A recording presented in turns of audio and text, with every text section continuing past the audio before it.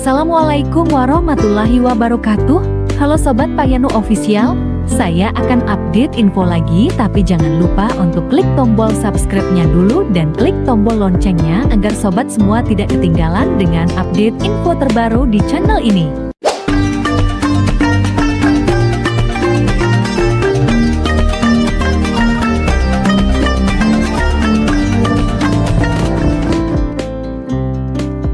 Bandara Doha Kediri dibangun ahli isap dan kaum perokok.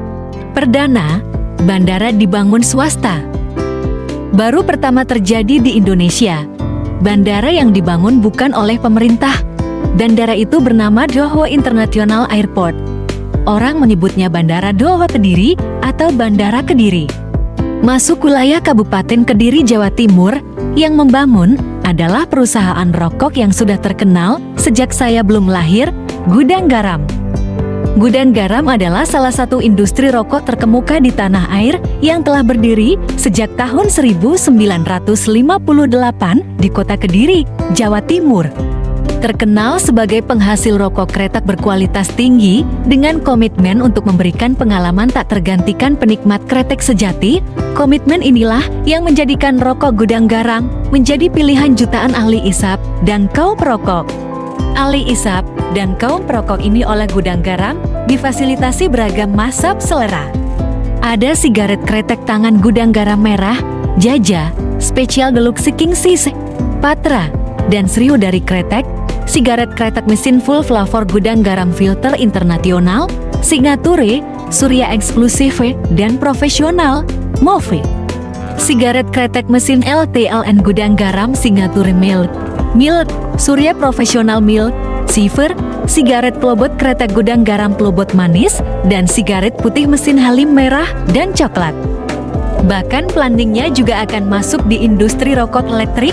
Terserah memilih dan mengepulkan asap dari jenis yang mana, bebas asal ada tuan untuk membelinya. Hedao Ping atau Susilo Wonowijojo, anak ketiga dari pendiri Gudang Garam, menemui Menteri SDM di awal tahun 2016, menyampaikan niat membangun bandara internasional di Kediri. Pemerintah gelagapan. Di luar kebiasaan, belum ada swasta membangun bandara, tidak bisa langsung diiyakan, belum siap regulasinya, belum dengan pembebasan lahan yang urusannya biasa panjang dan melebar. 13 triliun, kas internal Gudang Garam oke. Gudang Garam Kaya Raya didirikan sejak tahun 1958 oleh Chua Jin Hui alias Surya Wonowijoyo, diawali membuat rokok kretek dengan nama Inghui, di saat ini bahkan menjadi tulang punggung kota Kediri. Bahkan BPS tahun 2021 menempatkan kota Kediri peringkat pertama dalam daftar kota terkaya se-Indonesia dengan jumlah PDRB produk domestik regional bruto per kapita mencapai 491,27 juta rupiah. Bayar pajaknya saja menyentuh 97,59 triliun rupiah. Rezeki nomplok pemerintah daerah dan pusat. Tidak ada yang membantah Gudang Garam Kaya Raya. Asetnya di mana-mana, karyawannya hingga akhir tahun 2022 ada lebih dari 31.000 orang dan menempatkan merupakan salah satu orang terkaya di Indonesia.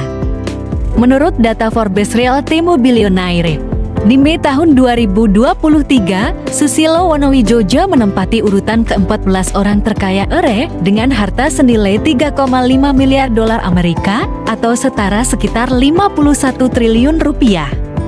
Kekayaan lain tercantum di profil struktur perusahaan Gudang Garam tbk.com. Gudang Garam memiliki 12 anak perusahaan yang bergerak di industri kertas PT Surya Pemenang, perdagangan PT Surya Madistrindo, jasa transportasi udara PT Surya Air, Galaxy Prima Ltd, dan Prima Galaxy Ltd. Jasa hiburan PT Graha Surya Media, industri pengolahan tembakau PT Surya Enti Tembakau, industri peralatan pelindung keselamatan PT Surya Abadi Semesta, industri konstruksi PT Surya Kerta Agung, industri objek wisata PT Surya Wisata.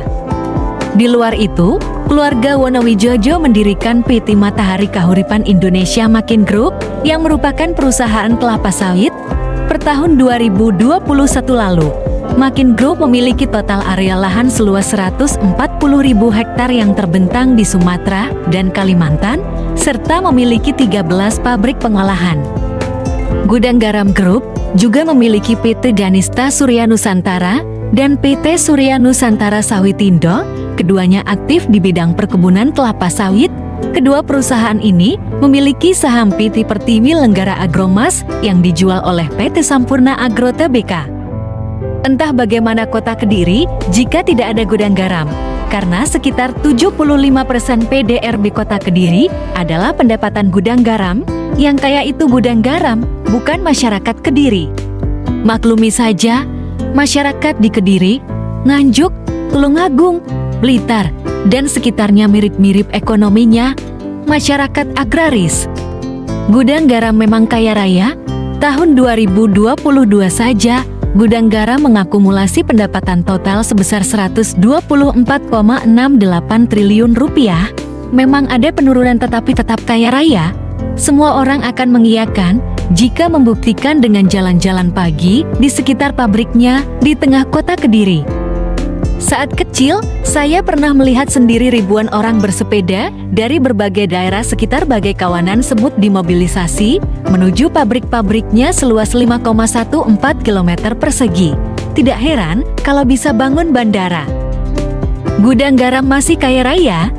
Bandara dibangun seluruhnya menggunakan kas internal perusahaan dan tak akan mengganggu cash flow perusahaan. Keperluan dana di-cover dari dana internal, karena kalau bicara spread out sekitar lebih dari 2 tahun, kami sudah keluar dari kemarin-kemarin, kalau dibagi menjadi 3-4 tahun, tidak membebani, masih oke dari dana internal, kata Direktur Gudang Garam. Semua bergembira, menyambut manfaat terciprat. Ketika akhirnya Gudang Garam membangun bandara, semua bergembira, semua berharap kecipratan manfaatnya, orang yang terdampak langsung maupun yang tinggal jauh dari lokasinya. Bahkan yang tinggal di kabupaten-kabupaten sekitar Kediri, walau dampaknya sekedar bisa lebih dekat jika harus terbang bepergian. Bandara Do Kediri ini dibangun di Desa Grogol, Kecamatan Grogol, dan Desa Bulusari, Kecamatan Tarokan, Kabupaten Kediri. Jarak Desa Grogol ke pusat kota Kediri sekitar 13 km dengan waktu tempuh sekitar 30 menit, sekitar 120 km atau 1,52 jam via tol dari Juanda, dan 87 km atau 3-4 jam jalan darat dari Bandara Abdurrahman Saleh Malang. Pemerintah memfasilitasi regulasinya, menyelaraskan pembangunan sarana-prasarana koneksi bandara, Tol Kertosono Kediri, dan Tulungagung Kediri direncanakan, apalagi jika Gudang Garam sendiri yang membikin tol melalui anak perusahaannya.